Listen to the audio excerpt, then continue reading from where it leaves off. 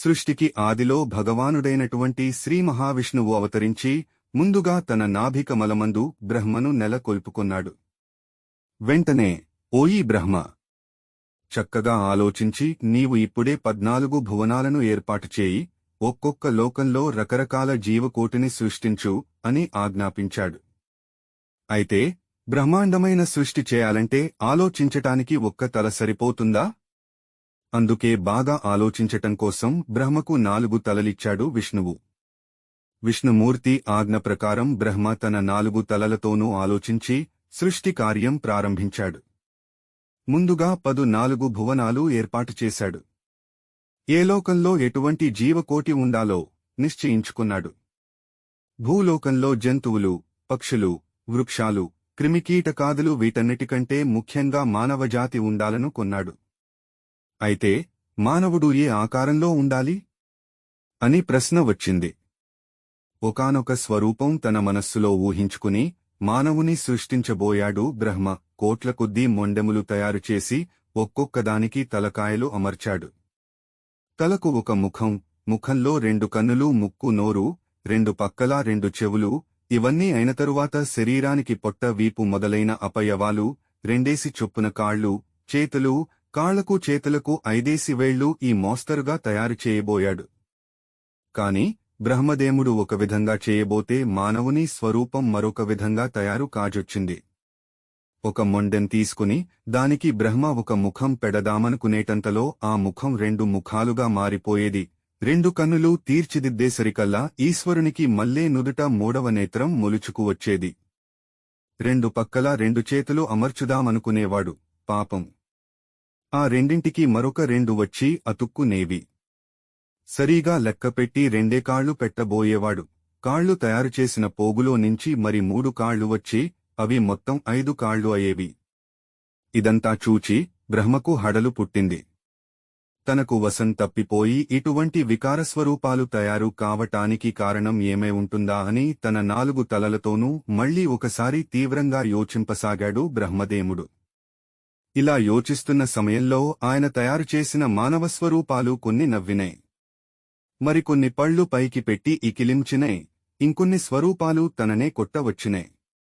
తక్కిన మరికొన్ని ముఖాలు గుడ్లు గిరగిర తిప్పి బ్రహ్మను భయపెట్టినాయి. ఈ చేష్టలు చూచి బ్రహ్మకు చెప్పలేని కంగారు పుట్టింది.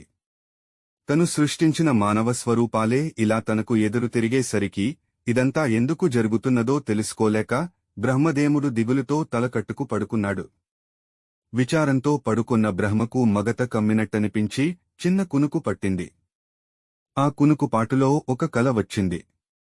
ఎదట మహాసముద్రం పెద్ద పెద్ద కెరటాలు కొడుతూ ఘోషపెడుతూ ఉంది. ఆ కెరటాలపైన ఒక చిన్న మర్యాకు కనిపించింది. ఈ చిత్రమేమిటా అని ఆకువైపు చూస్తూ ఉండగా అది తన వద్దకే వచ్చి దానిపైన శిశురూపంలో ఉన్న వినాయకుని రూపం కానవచ్చింది. అప్పుడు బ్రహ్మదేవుడు, అయ్యో, ఎంత పొరపాటు చేశాను! సమస్తమైన విఘ్నాలను పోగొట్టేటువంటి ఆ ఆదిదేవుళ్ల ముందుగా తలచక ఈ సృష్టికార్యం ప్రారంభించాను. అందుకనే ఇన్ని చిక్షులు కలిగినాయి.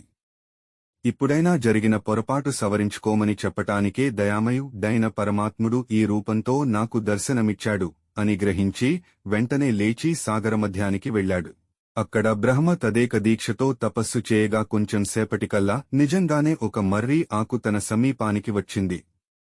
ఆది సరిగా కలలో కనబడిన ఆకులాగానే కనపడగా రెప్పవాల్పక బ్రహ్మ దానివైపు చూస్తూ ఉండేసరికి దానిపైన క్రమంగా వటపత్రశాయి అయిన బాలవినాయకుని దివ్య మంగళ విగ్రహం స్పష్టంగా గోచరించింది.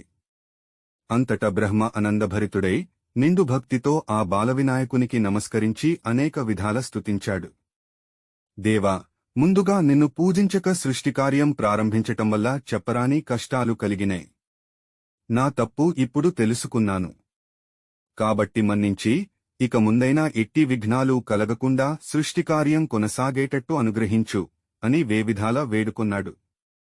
అప్పుడు వటపత్రం మీదనున్న విఘ్నరాజు చిరునవ్వు నవ్వి ఒక్కసారి తొండం అటు ఇటు ఆడించి, ఓయీ బ్రహ్మా, నీవైనా నేనైనా నిర్వహించవలసింది సృష్టికార్యమే కదా. సృష్టించటం నీ పని, దానిని చక్కబెట్టడం నా పని. నేనుండగా నీకు వచ్చిన భయమేమీ లేదు. ఇదుగో నీ ఇప్పుడు ప్రణవమంత్రం ఉపదేశిస్తున్నాను.